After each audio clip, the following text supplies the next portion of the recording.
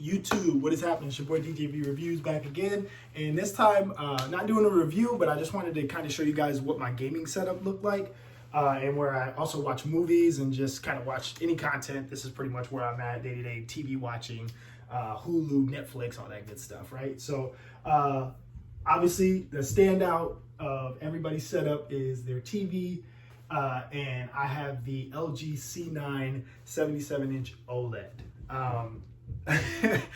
You guys, this TV is a beast. Now, you don't have to go with the 77-inch. That is the biggest version of this particular model.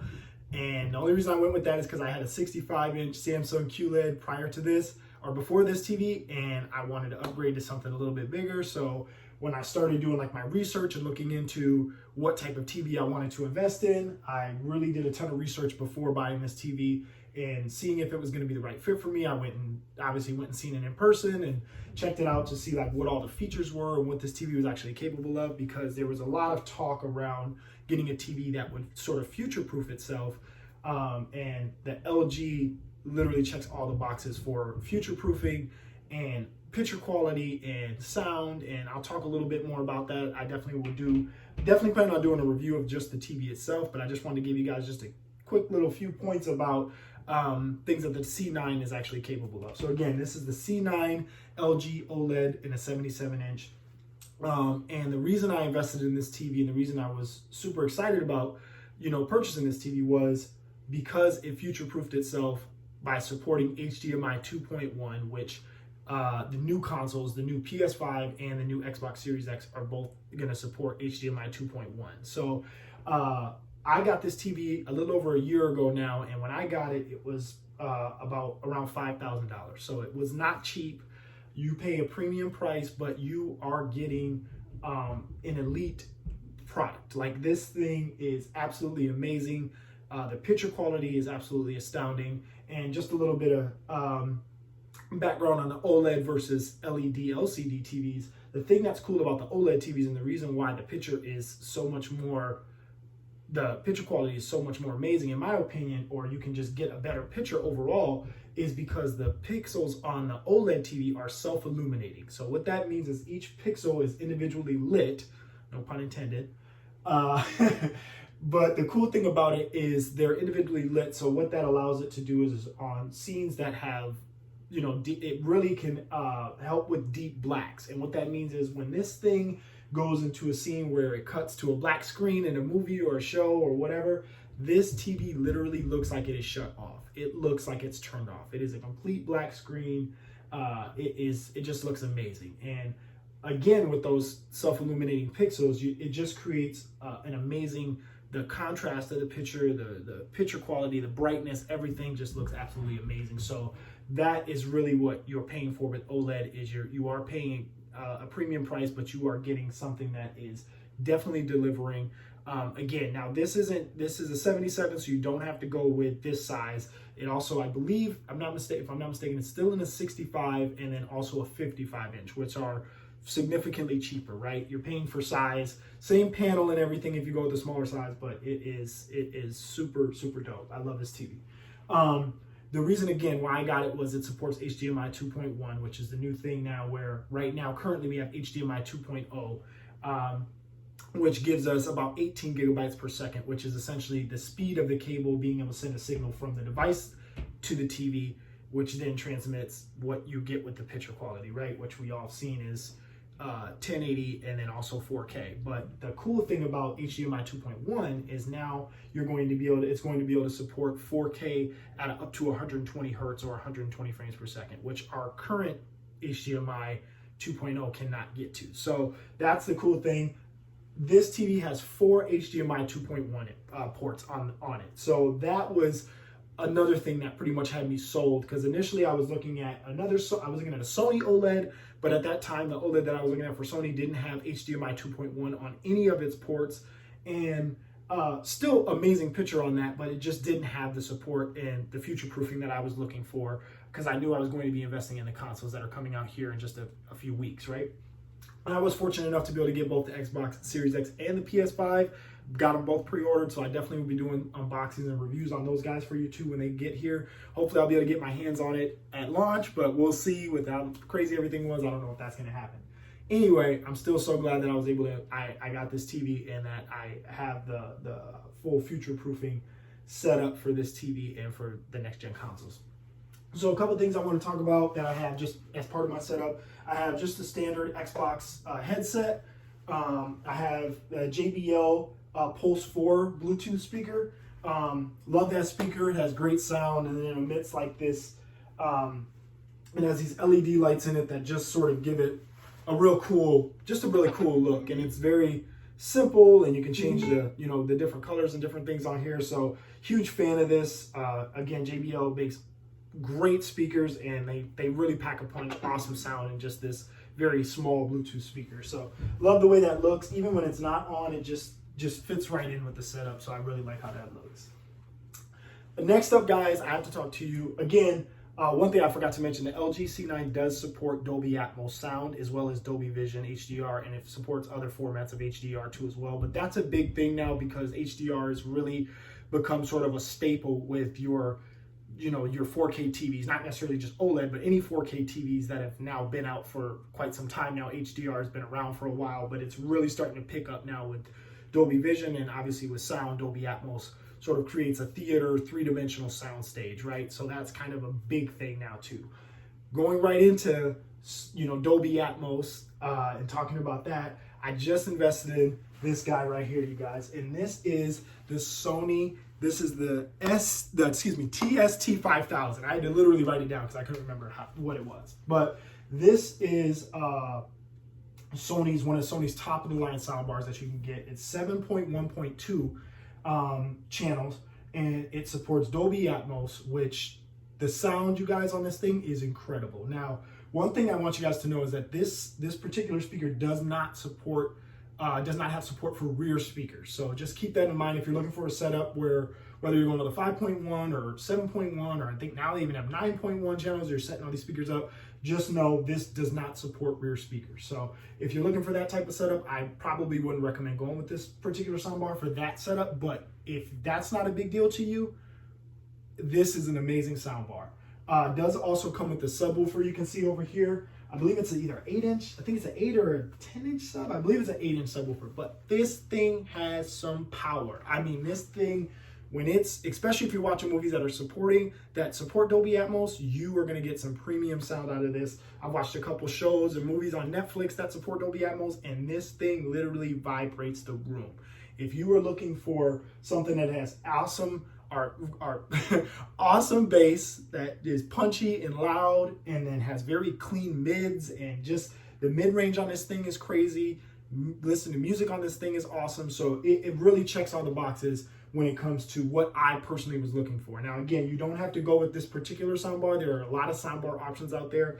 This does support Dolby Atmos as well as DTS. I believe it's DTS-X, which is another just creates an audio experience that you can't get with the soundbars that don't necessarily support that format. So just a couple things about this. This does have 3 HDMI inputs on it, and it does also have an audio line as well as a USB. So I can do a full review on that if you guys want to see that. Let me know what your guys' thoughts are on that. I can definitely do a review. This is just, again, showing you a setup and going through a quick rundown of what some of the features are of it and why I decided to make my purchase, right? So awesome soundbar. Again, if you're thinking about investing in a soundbar, and now this, I believe right now, I think is going for, I believe it's either $13.99 or $14.99 is what it currently is priced at, but there's always different sales. So make sure you keep an eye out on Amazon, Best Buy, or your local electronics store, wherever you guys are.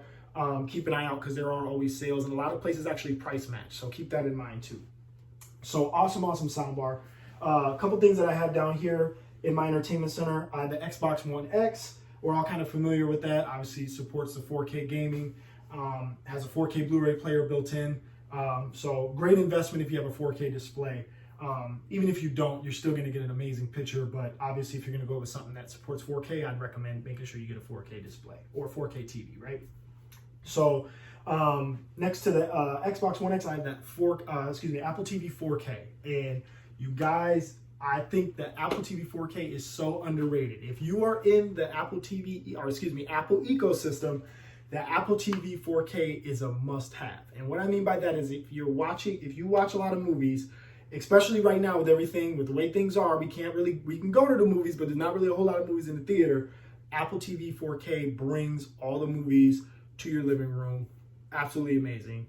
I am so glad that I invested in it. I've had it for a couple of years, I think a year or two now, maybe less than that, but it is absolutely amazing. And the one thing that's really cool about it, not a lot of people talk about, is if you've had, say you have an older version of the Apple TV, say you don't have this Apple TV 4K, the cool thing is if you do decide to upgrade and say you just bought a 4K TV and you're looking to have 4K content be displayed on it, the cool thing is if you invest in the Apple TV 4K, it upgrades all of your current movies that you have to 4K for free. So you don't have to buy the movies again. So for example, they just finally gave access now all of the Disney. So like me, I have 2 kids and I'm a big kid when it comes to movies. I love watching all types of movies.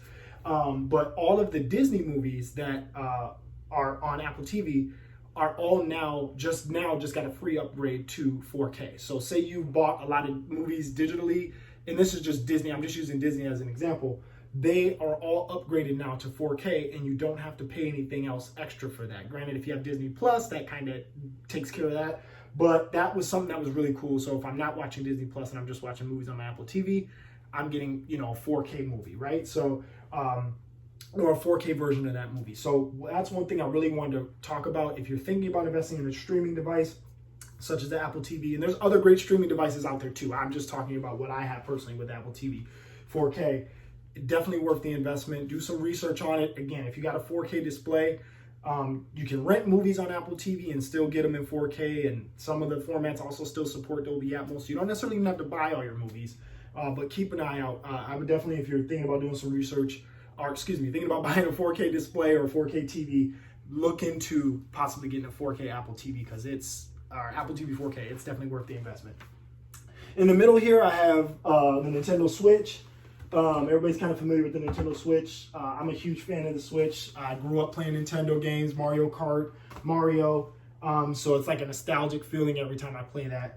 And I love it for the other games that it has too. A ton of great games for it. And then next to that, I do also have the Pro controller for the Switch as well, which is just, it's so awesome to be able to play with a Pro controller on the Switch versus the nunchucks or Joy-Cons. Those are still super cool too. But this just adds another element to the gaming experience. And it actually feels pretty similar to an Xbox controller. So maybe that's another reason I really like it. But that's another cool thing I like about the Pro controller that you can get with the Switch. Next up, I have just a couple of Xbox controllers. They're just docked on a charging dock.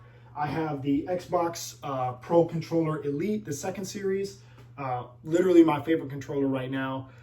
I do love the DualShock 4 controller, but the Xbox Pro Elite Series 2 controller, hands down, is the best controller right now. And that's just my opinion, but I love that controller. I do also have a couple 4K Blu-ray movies, like physical Blu-ray movies. And the reason I invested in, a couple of them were just kind of one-offs, but the reason I bought a couple of physical 4K Blu-ray movies is, I don't know if you guys know this or not either, but most movies only, digital movies and like standard Blu-ray movies usually only shoot their movies in 24 frames per second. So not that that's bad, but the cool thing about a couple of the movies that I have, Billy Lynn's Halftime Walk, or Long Halftime Walk, I believe is the name of the movie. The 4K Blu-ray, the physical Blu-ray, supports 60 frames per second, as well as Gemini Man in 4K Blu-ray, the physical copy of that also supports 60 frames per second. If you guys have not seen that, go on YouTube and type in 4K HDR 60 FPS, and Gemini Man is literally one of the first videos that pops up. You will be absolutely blown away. Some people don't like the look of it because it gives that soap opera effect, and people think it looks fake and it just looks kind of silly. I personally love that. That picture quality to me is hands down some of the best picture quality I've seen. I think it's the best picture quality I've seen displayed on this TV thus far. It just is, it looks absolutely incredible. The colors just pop, the smoothness of it, it just looks absolutely amazing. So if you get a chance, check it out, 4K HDR 60 FPS. Even if you don't have a 4K TV, you will be able to see the difference in 60 frames, versus what we currently know all of our movies to really be shot in or see them in, which is like 24 frames. So going from 24 to 60, the same way gaming is going from 30 frames to 60 frames per second. It makes a world of difference. So check that out if you haven't got a chance.